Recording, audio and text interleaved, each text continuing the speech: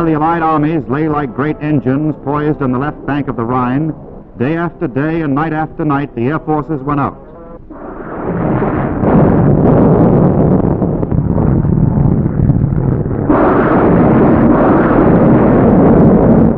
Rocket-firing Typhoons attacked German marshalling yards, command posts, rolling stock, and troop dispositions. The onslaught reached heights of fury never equaled even in Normandy.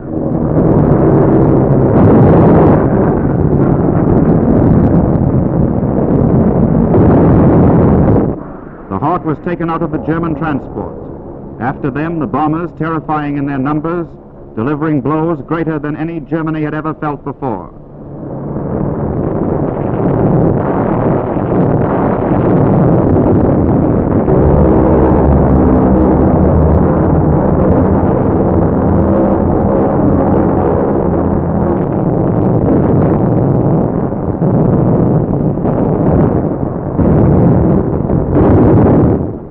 This was the city of Würzburg. Remember Coventry, remember Rotterdam, remember Warsaw. The full horror of war returns to Germany.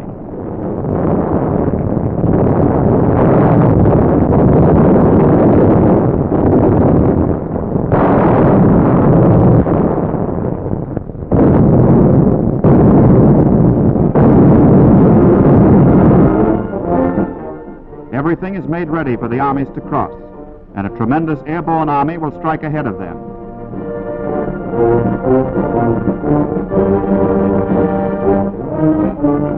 Into their gliders they load jeeps and guns, field pieces and munitions, whole regiments of equipment, for the airborne army may have to be self-sufficient for days until it is relieved.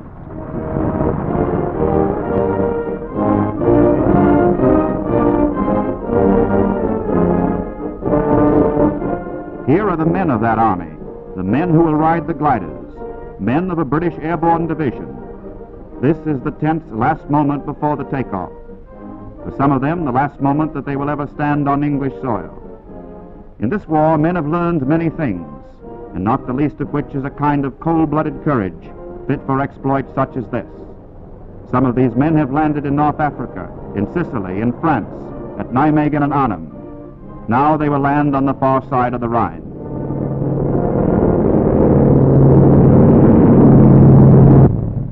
They are on their way.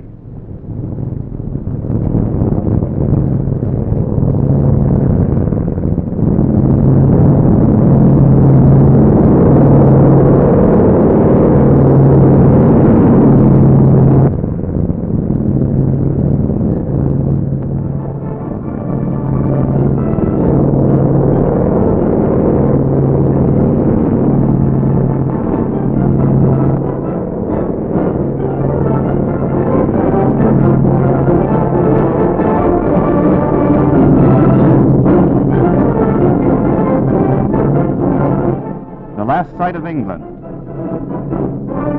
the first sight of France.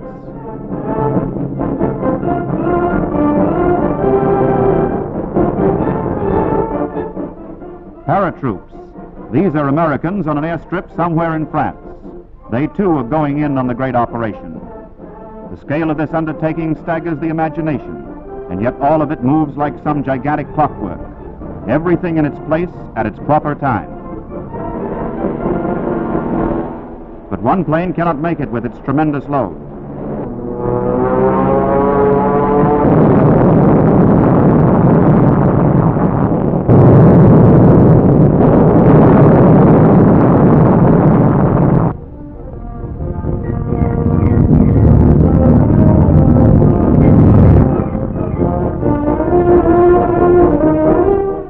But the rest go on. The gap is filled. They fly through the smoke of the still burning wreck. Over and over again, the planes go out.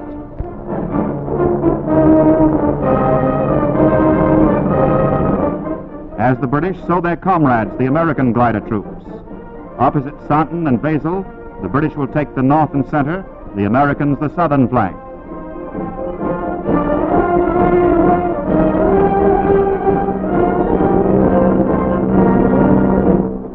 Here, for the first time in a combat operation, the experiment is being made of each plane towing not one, but two gliders.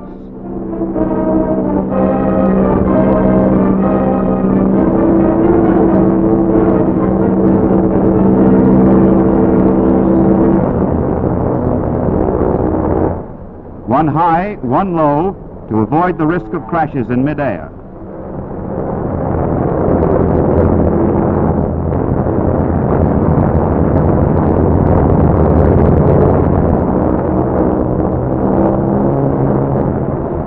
In the paratroop planes, the men are waiting for the jump.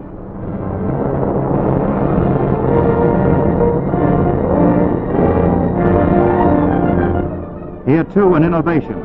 The men will go out both sides of the plane at once, and so land in tremendous force in just half the time it formerly took.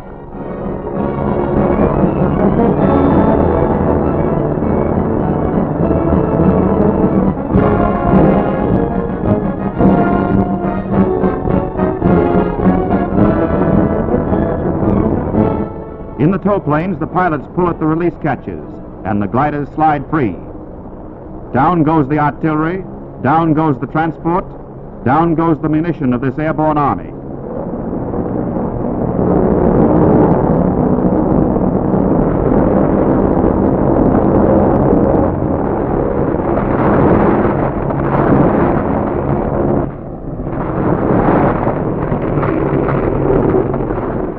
They are on the ground.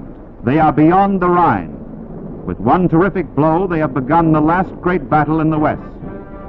Now they will unload, deploy, and drive forward for their objectives: the crossroads, the bridges, the strong points, which might hinder the land armies thrusting along behind them.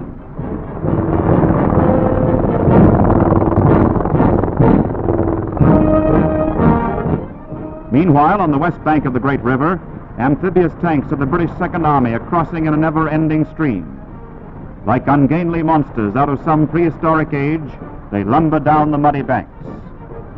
A whole night of concentrated fire has wiped out the gun positions that might have stopped them. And while they are crossing to establish a bridgehead, other tanks, half-tracks, and heavy guns will be ferried over or cross on the pontoons that engineers are busily building.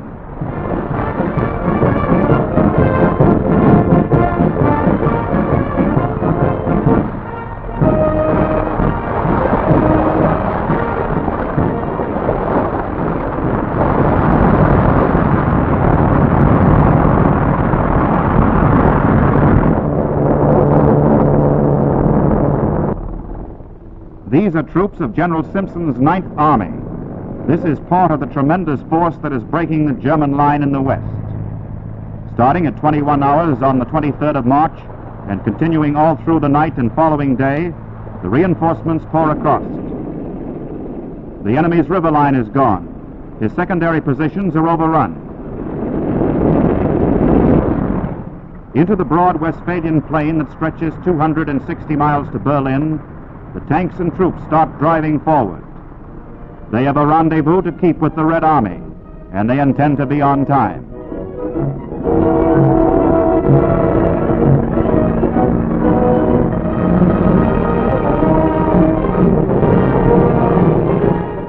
Already the first prisoners from the East Bank are waiting to be ferried across. Beaten, disorganized, and dejected, they had seen the beginning of the end.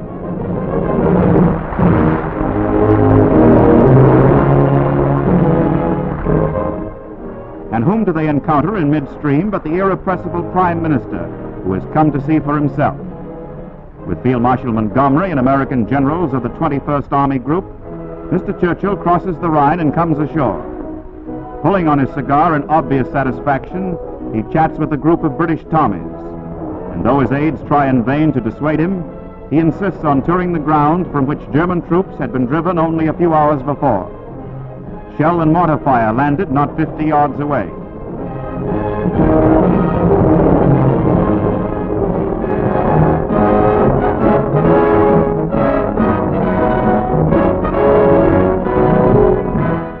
Later, he takes a look at German positions still under fire. With General Eisenhower, he watches the artisans of victory, who from east and west are driving the giant blows, speeding the hour the whole world has awaited for over 5 bitter years.